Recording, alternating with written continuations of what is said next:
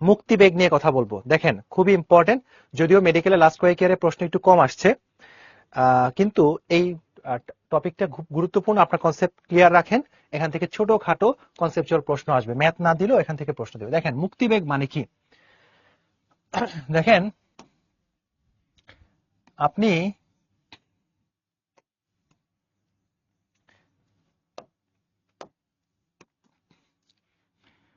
ধরেন এটা হচ্ছে পৃথিবী, এই পৃথিবীর সার্ফেস থেকে আপনি একটা বস্তুকে উপর দিকে নিক্ষেপ করছেন 5 কিলোমিটার/সেকেন্ড। বুঝেন এই বেগটা কত বেশি, যে 1 সেকেন্ডে 5 কিলোমিটার, অনেক বেশি। তাহলে 5 কিলোমিটার/সেকেন্ডে যখন আপনি নিক্ষেপ করছেন, একটা সময় না একটা সময় পরে এটা না আবার বেগ করবে, পৃথিবীর পৃষ্ঠে আবার বেগ করবে।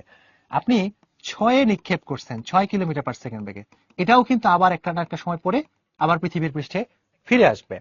আচ্ছা, আপনি যদি 11.2 কিলোমিটার/সেকেন্ড বেগে নিক্ষেপ করেন, এটা আর কখনোই পৃথিবীতে ফিরে আসবে না। পৃথিবীর যে আকর্ষণ, সেই আকর্ষণ কাটিয়ে সেটা অসীমে একদম বিলীন হয়ে যাবে, তাই না?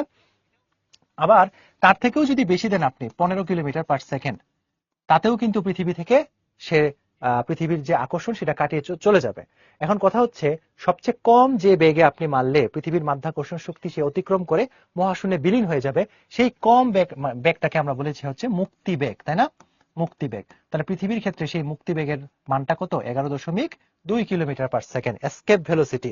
মুক্তি বেগ ইংলিশটা হচ্ছে কি ভাইয়া? Escape velocity. সো এই জন্য আমরা মুক্তি বেগের ইকুয়েশনটা লেখার সময় লিখি ভিই, E for escape velocity.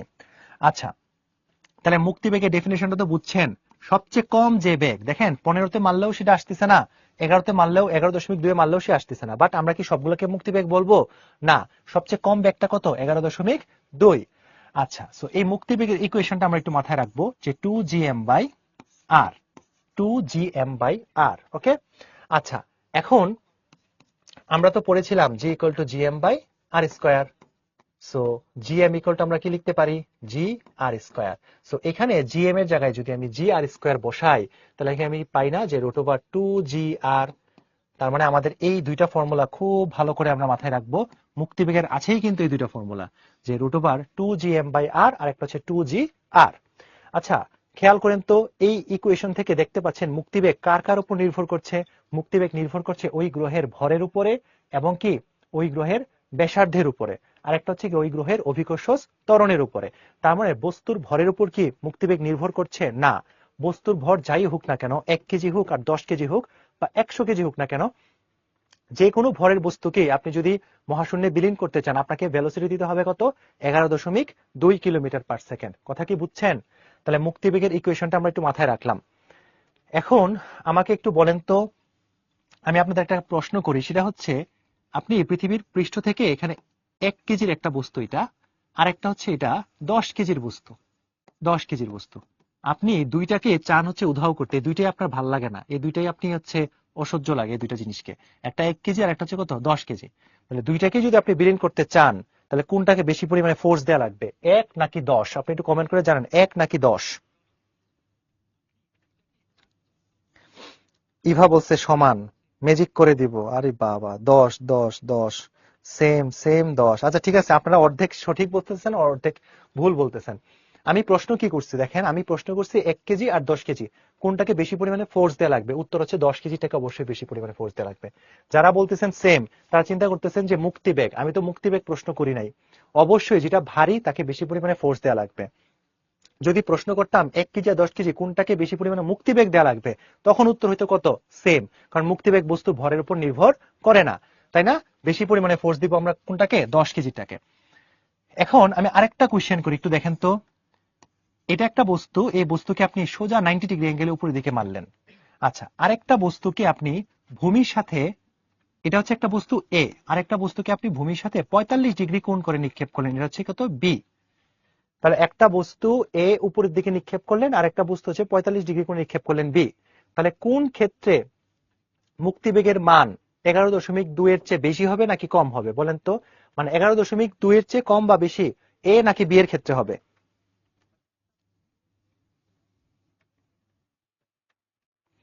B, A, B. আচ্ছা, নূপুর চক্রবর্তী সঠিক বলছেন, সারা সঠিক বলছেন, সেম যারা বলতেছেন তারা সঠিক। ওকে, এ আর বি এরকম আলাদা না। দেখেন আমি যে ইকুয়েশনটা দিয়েছি, এখানে কি কোনো অ্যাঙ্গেল আছে? কোনো থিটা আছে, তার মানে মুক্তিবেগ থিটার উপর নির্ভর করে না। আমি আবারও বলছি, মুক্তিবেগ বস্তুর ভরের উপর নির্ভর করে না এবং কোনো অ্যাঙ্গেল বা থিটার উপর নির্ভর করে না। তাহলে এ এর ক্ষেত্রেও মুক্তিবেগ যা হবে, এ বি এর ক্ষেত্রেও মুক্তিবেগ তাই হবে। কথা বুঝছেন?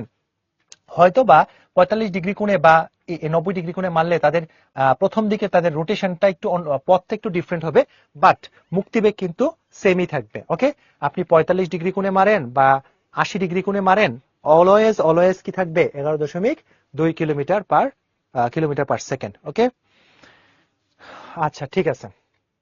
এখন মুক্তিবেগ থেকে এই যে বইয়ে আমাদের কয়েকটা কথা আছে, যে ইকুয়েশনটা দেখেন, যে √2gr এবং মুক্তিবেগ বস্তু ভরের উপর নির্ভর করে না, এই কথাগুলো আমি একটু আগে বললাম। ছোট বড় যাই হোক না কেন, মুক্তিবেগ কি থাকবে? একই থাকবে, তাই না? আচ্ছা, এখন মুক্তিবেগের বিভিন্ন মান আছে, এই মানগুলো আমরা একটু পড়বো, বুঝতে পারছেন? তবে পড়ার আগে আপনারা যে ইন্টারমিডিয়েট তো অনেক প্রাইভেট পড়ছেন, সেই প্রাইভেট গুলার অনেকগুলো সময় আমরা মনে রাখতাম না, যে শনি সোম বুধ হচ্ছে উইসারের এতটা বাজে প্রাইভেট, বা রবি মঙ্গল বৃহস্পতি হচ্ছে এতটা বাজে প্রাইভেট। তাহলে আমরা একটু কয়েকটা প্রাইভেটের টাইম আগে মুখস্থ করি, ঠিক আছে? টাইম হচ্ছে, ধরেন বুধবার 4টায়, হ্যাঁ, আহ, বুধবার 4টায় প্রাইভেট আপনার, কয়টা?